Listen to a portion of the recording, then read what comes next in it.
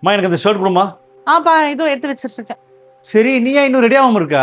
நான் எல்லாம் வரலப்பா. அம்மா இங்க பாரு, எங்க அம்மா மாடனா இந்த காலத்துல ஒரு நல்ல ஃப்ரெண்ட்லி மாமியாரா இருந்தாலும் சொந்தக்காரங்க விஷயத்தை பொறுத்த வரைக்கும் அவங்களாம் அந்த காலத்து ஆளுங்க தான். சரியா? மம்மியெல்லாம் அக்செப்ட் பண்ணிக்கவே மாட்டாங்க. அவங்க மைண்ட் செட்லாம் மாறவே மாறாது. இதெல்லாம் மறந்துட்டு ஃபர்ஸ்ட் ரெடியா போ.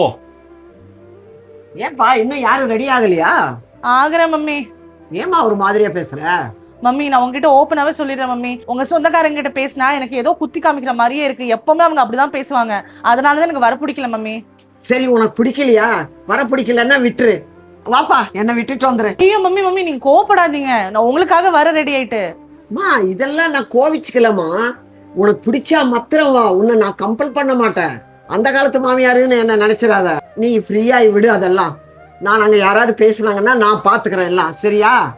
வாப்பா, நான் ரெடி ஆயிடுறேன். வந்து என்னை விட்டுட்டு வந்துரு. பாத்தீங்களா, அவங்க அந்த காலத்தோட ஆளுங்க இருந்தாலும் மாத்த வேண்டியது உங்க மைண்ட் செட். உங்களுக்கு புரிஞ்சிருக்கும்னு நினைக்கிறேன்.